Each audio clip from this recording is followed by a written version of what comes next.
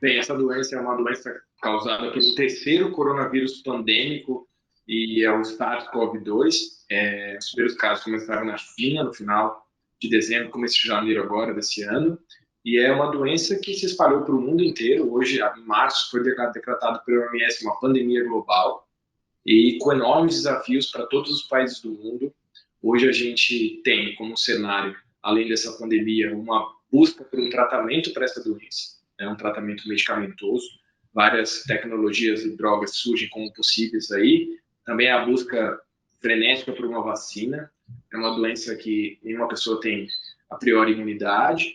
E a gente, além do desafio relacionado a tratamento e vacina, a questão de como lidar no mundo com as nossas outras populações de doentes, de comorbidades, dentre elas pacientes oncológicos, como lidar com a epidemia do SARS-CoV-2 nesses cenários diferentes do mundo, né?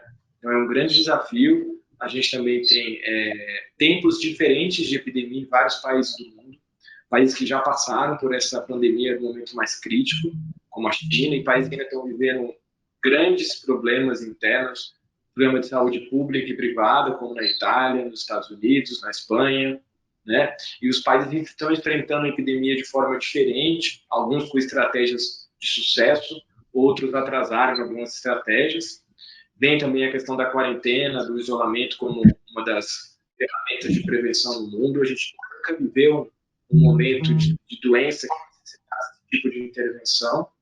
Então, realmente, é um cenário bastante preocupante hoje, que vai acontecer com o mundo durante o corona, que está acontecendo, e depois da infecção, o que vai acontecer como mudança global, porque isso vai motivar uma alteração na nossa forma de pensar, de trabalhar, de lidar com populações-chave, e como a gente vai fazer daqui para frente, mesmo depois quando tivermos o controle, a estabilização da curva, quais serão os desafios futuros no mundo, onde ainda não vamos ter imunidade de rebanho, não teremos toda a população global ainda, provavelmente com a imunidade, e do cenário de vacina é um cenário também bastante, não é um cenário imediato, então abre toda a nossa linha de discussão para como lidar com essa doença aí daqui para frente no mundo e nas nossas especialidades específicas, quando eu falo aí das especialidades médicas.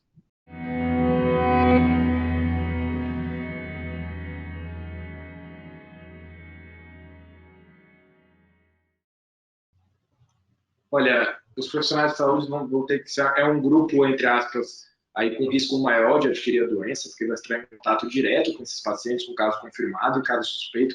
Então, uma série de recomendações para esses profissionais. Primeiro, redobrar a atenção com relação às práticas que previnem a infecção.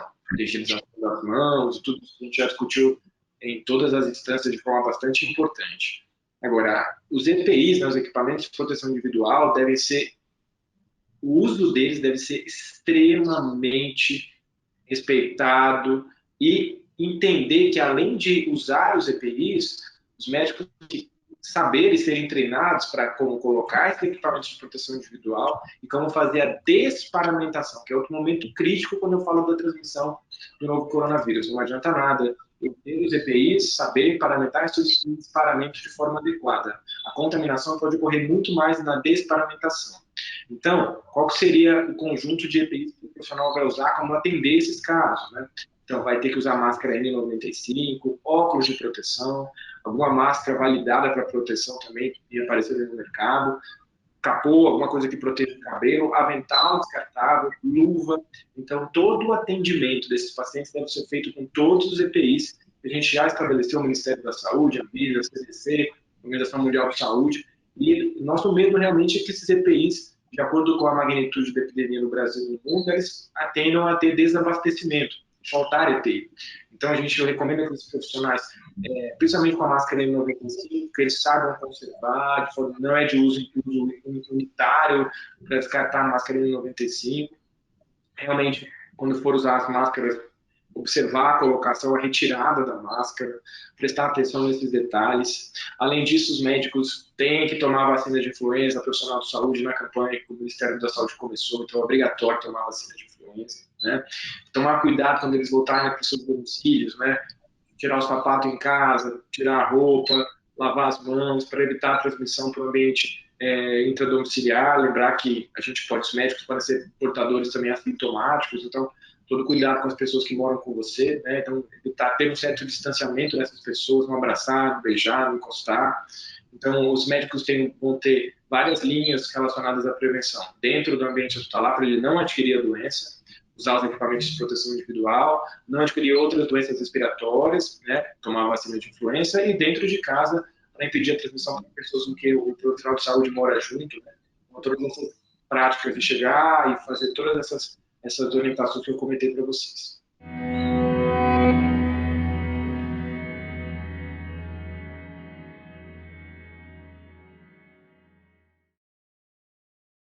Tem estudos mostrando realmente que o paciente oncológico ele tem um desfecho de uma gravidade, tem a casuística lá da China de uma publicada, mostrando que eles internam mais, que eles têm maior mortalidade, esse grupo de pacientes. Né? Então, não é só um cenário de suposição, já tem publicação mostrando isso. Né? Inclusive, alguns trabalhos mostrando como alguns países, alguns hospitais oncológicos enfrentaram epidemias de outros coronavírus, né? Do MERS e do SARS, quando teve essas epidemias em 2008, 2015, 2017. Então, é bem interessante esses artigos, como eles falam o cuidado do paciente oncológico e também do médico. Né? Então, essa questão de, muitas vezes, até preferir atendimento online, dependendo do paciente, que esquema de tratamento que ele está tomando de quimioterapia, que fase que ele se encontra, o grau de imunossupressão. Então, dependendo dessa situação, do grupo de neoplasias que ele tem e como ele está sendo tratado naquele momento, faz interessante a discussão até de atendimento não presencial, né? Até porque, como a gente já falou, né, os médicos e a doença Covid-19 tem portador assintomático, então minimizar realmente esse contato muito próximo, principalmente até na questão do exame físico, muitas vezes, né? A gente tentar direcionar esse exame sem manipular muito o paciente, sem entrar muito em contato, realmente redobrar as práticas de uso de EPI no atendimento desses pacientes, né? Fazer alguns modelos de gestão dentro dos hospitais oncológicos para que eles entrem muito menos dentro do hospital, o trajeto deles realmente seja minimizado. Então, assim, tem o lado do médico, também tem o lado do paciente oncológico, onde ele realmente tem que ser poupado, do ponto de vista de transitar dentro de ambientes potencialmente com casos da Covid-19.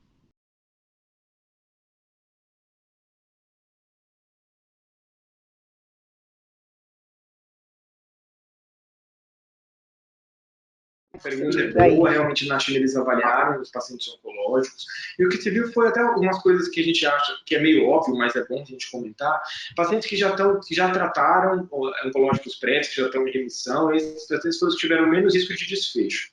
Agora, os que estavam em atividade de tratamento de doença oncológica tinha muito a ver com o esquema de tratamento mesmo, esquema mais agressivo, que faz realmente neutropenia, que faz neutropenia associada, né, aqueles tratamentos com imunomoduladores, né, as drogas que são muitas vezes utilizadas para tratar, além dos quimioterápicos, os imunobiológicos. Então, muitas vezes, é claro que a recomendação de parar ou não o tratamento é uma recomendação que tem que ser decidida de forma bastante individual para cada paciente que está fazendo o tratamento. Pesar numa balança, né, o risco de você parar a mortalidade pela doença oncológica versus você adiar o início de um tratamento de uma droga, de um biológico, mas se sabe realmente que o risco associado de complicar de forma grave pode ter uma relação direta com o esquema que ele está usando, que fase que ele está, a faixa etária dele, as comorbidades que ele tem associado. Também lembrar que pacientes acima de 60, 70 anos, que são hipertensos, diabéticos, além disso são oncológicos, esse grupo é um grupo mais complicado com relação ao desfecho de uma gravidade. A gente também entende que os estudos nessas populações devem aparecer mais publicações nas próximas semanas, tentando estratificar melhor que grupo tem um risco maior, para a gente planejar intervenções mais assertivas com essas populações mais específicas em tratamento, né? Tentar diferenciar órgão sólido ou mesmo as neoplasias hematológicas. Então, tem toda essa distinção que precisa ser melhor estudada, desenhada na literatura, para a gente fazer guidelines mais precisos para esses grupos de pacientes.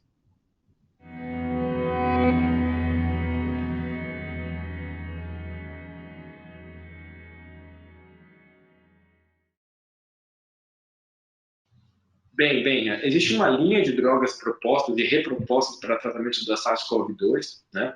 A gente tem drogas antigas, como a cloroquina, alguns antimicrobianos como a azitromicina, todo mundo deve ter ouvido falar, uma discussão bastante grande nas últimas semanas sobre essas drogas, com bastante dúvida com relação à eficácia disso.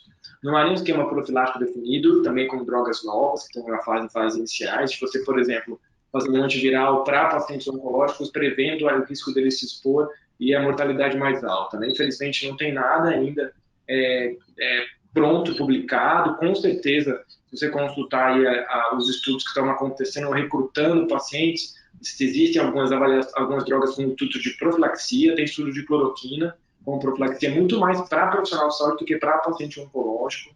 Lembrar também de drogas com evento adverso, talvez não sejam as potenciais e as grandes candidatas para surgir com profilaxia, porque esses pacientes oncológicos já têm um monte de outras alterações, então se eu der uma droga com potencial de piorar leucócito, fazendo neutropenia, é um problema. Então, uma futura droga ser trabalhada para essa população com um potencial droga profilática, necessariamente tem que ser uma droga que não tenha tantos eventos adversos hematológicos ou que possam prejudicar a evolução da doença de base, da doença oncológica de base. Mas, no momento, não há nada, nem de profilaxia, nem para paciente muito competente, nem para profissional de saúde, mas há estudos com cloroquina pensando em profilaxia para profissional de saúde. Mas, talvez isso possa se estender no futuro não tão distante para pacientes que têm alguma imunossupressão. Leias oncológicos, pacientes HIV positivos, transplantados. E são grupos realmente porque a gente tem um pouco de medo, ainda falta casuística maior para a gente entender, mas o nosso bom senso faz pensar que eles vão ter uma evolução mais grave, principalmente pacientes com imunossupressão mais severa,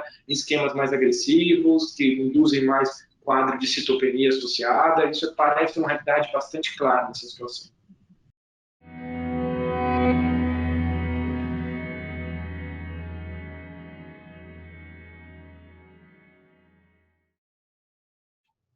Controverso a questão de uso de máscara e luva. Para paciente oncológico fica mais fácil de entender, ele está se protegendo, e isso a gente já sabe, orienta do dia a dia. Agora, para paciente assintomático, que não pertence ainda a grupo de imunossupressão, a OMS realmente e a Organização Mundial de Saúde, junto com o Ministério da Saúde, ainda as últimas 24, 48 horas, todo mundo realmente mudou um pouco as recomendações de pacientes assintomáticos, mesmo os que não são oncológicos, usarem máscaras de pano, né, de tecido. Isso foi aberto, tem uma abertura para flexibilizar essa utilização. O problema não há de usar, há um método de barreira, né? Então começou a ser orientado nas últimas 48 horas, mesmo os consensos das organizações internacionais, a não restringir, mas deixar os EPIs hospitalares para os profissionais de saúde, as máscaras cirúrgicas, as máscaras N95 para o hospital, e utilizar na comunidade essas máscaras. Então, passa a ter sim, a gente deve começar a ver nos próximos dias aí as pessoas usando mais máscara de pano, de tecido, tem que saber usar isso, saber que a periodicidade de troca é alta, que tem que saber que você tem que chegar em casa, deixar essa máscara de pano em uma solução para fazer a limpeza, e tudo isso aí é difícil, né, a gente pensar que é uma logística que não é muito simples, você ter uma máscara de tecido, utilizar de uma forma adequada, chegar em casa, lavar, secar e ter uma reserva para usar durante o dia. Então, a gente vai ter que construir uma cultura. Aliás, o novo coronavírus vai exigir que a gente mude o nosso paradigma de cultural, mesmo de como sair na rua, porque mesmo que a gente saia desse ciclo mais maior gravidade, a reintrodução ao convívio social vai ser bastante lenta, como está sendo feito lá na China. Então, talvez culturalmente a gente mude nossos hábitos e dentro de uma nova ordem de lidar com a aglomeração, a máscara venha como uma estratégia aí que, claro, tem que ser pesado toda a vantagem, desvantagem, benefícios do uso, separar qual é o papel dessa intervenção na diminuição de casos, mas vai passar a ser uma ferramenta a mais, além de comportamento, abraçar, beijar. Fico pensando o que a gente vai fazer com os nossos idosos, o que a gente vai fazer com os nossos oncológicos, os nossos pacientes que têm imunossupressão, por quanto tempo a gente vai deixar esses pacientes sem convívio social, como vai ser a reintrodução desses pacientes, como vai ser a construção de planos dentro dos hospitais oncológicos para voltar a receber esses pacientes com segurança, né? Porque realmente não dá para parar a quimioterapia, não dá para parar de um exame, às vezes, de imagem que precisa fazer, que guardou 6, 7 meses para fazer. Então, realmente, é interessante a gente pensar como construir um novo funcionamento desses hospitais e atendimento desse grupo de pacientes, sem colocar em risco o próprio tratamento da doença de base versus o risco dele pegar alguma doença dentro do hospital.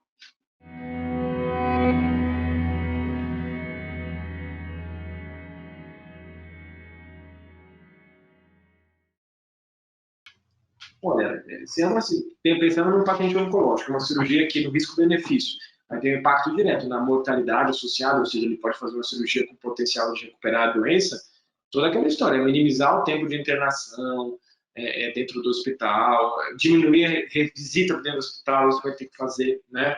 Quanto menos visita, melhor. O trajeto dele programado dentro do hospital, separar áreas COVID e não COVID dentro da sistemática de atendimento dentro das unidades de internação. Né? Tudo isso, na linha do cuidado do paciente oncológico, vai ter que ser bastante pensada, discutida. Eu tenho uma revisão de literatura bastante interessante, onde ele relata a experiência de um país na Arábia Saudita, em 2000, na época do MERS, de um paciente de um hospital oncológico, como eles lidaram com essa realidade de um coronavírus dentro de um hospital de câncer. Então, é muito interessante porque eles falaram, a primeira coisa é a gente fazer times e reuniões periódicas dentro do hospital, com vários membros da equipe, e como montar fluxos dentro do hospital de priorização versus não priorização, dependendo da magnitude da doença, da gravidade. Então, foi interessante que eles pontuam nessa publicação a respeito de o que eu puder fazer online eu faço, o que eu tiver que fazer de gravidade, paciente para prognóstico eu vou fazer, mas minimizar o trajeto, minimizar o tempo de internação, não permitir visitas, separar as alas do hospital, programas especiais de desinfecção, de tomógrafo, de onde vai fazer procedimento, né? Rastrear profissional de saúde, afastar profissional de saúde rapidamente, talvez para paciente oncológico seria fundamental os hospitais oncológicos a gente fazer teste rápido para os profissionais de saúde, a fim de que se eles vierem positivo e tiverem com sintomas, afastar imediatamente para eles não serem um foco de transmissão dentro desses hospitais. Uma triagem muito bem feita e constante desses profissionais, para que a gente não deixe eles nem trabalhando com doença. Então, é um grande desafio para alguns estratos populacionais, quando eu falo de imunossupressão, o que a gente vai fazer no momento da epidemia e também depois, né? Porque a gente sabe que essa curva demora, esses pacientes vão ser eternamente suscetíveis até que a gente tenha uma vacina, e dependendo da vacina, será que essa vacina vai poder ser dada para todo paciente oncológico, uma vacina de vírus atenuado, a gente não sabe. Então, olha só a linha enorme de pesquisa, de estudo e de possibilidades de intervenções que a gente tem nesse grupo de pacientes.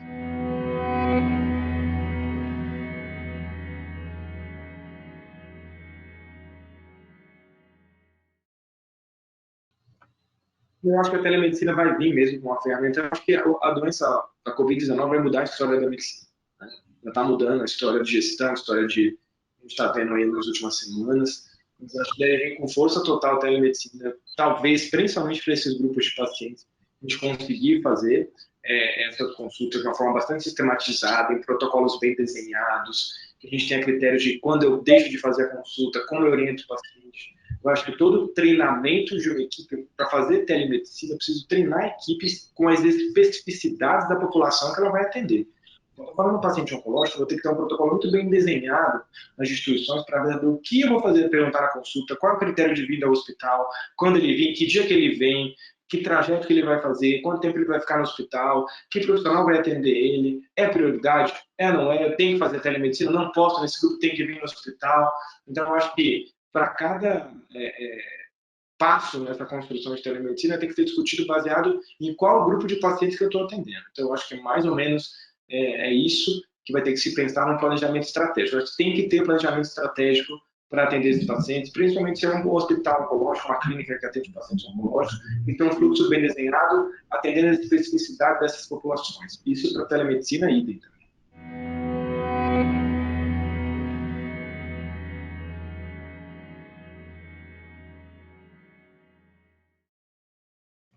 Eu acho que é um momento preocupante para nós profissionais de saúde, todos, médicos, técnicos, enfermeiros, auxiliares, todo mundo trabalhando no hospital. É um momento que a gente tem que ter bastante calma, sobriedade. É difícil tranquilizar nossas equipes, porque todo mundo está bastante estressado, a gente está vendo o profissional de saúde ficar doente, de todas as esferas do atendimento, mas eu acho que é hora da gente realmente entender que o nosso papel nesse momento, que é muito importante atender esses pacientes, apesar de toda a dificuldade, às vezes estar separado da família.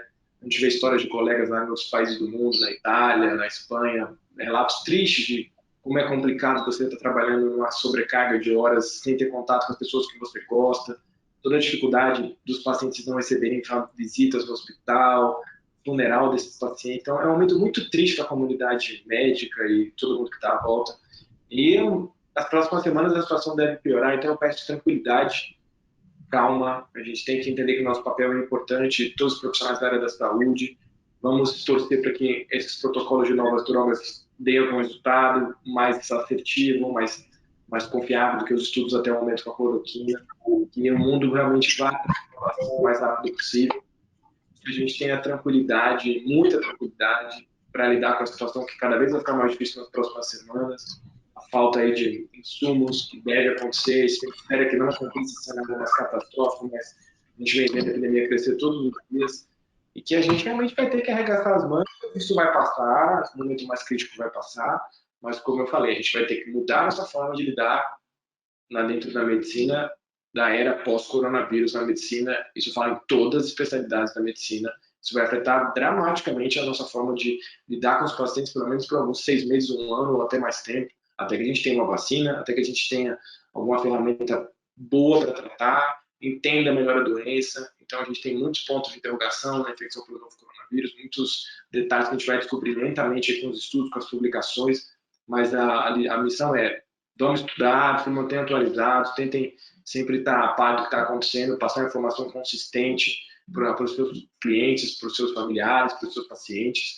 Recorram, fiquem atentos com a literatura, avaliem os trabalhos com cuidado, não orientem coisas baseadas em mensagem por WhatsApp de colega médico, vá atrás, leia o estudo, procure conversar com um infectologista, com um especialista, para que as decisões sejam tomadas em conjunto, duas cabeças pensam melhor. Acho que a consultoria de infecto nesse momento é importante, porque a gente realmente tem, claro, a gente não tem nenhuma experiência com a pandemia, ninguém tem experiência com pandemia, ninguém é especialista em coronavírus porque é uma doença nova, mas a gente consegue juntos, profissionais, traçar planos estratégicos baseados nas especificidades de cada especialidade.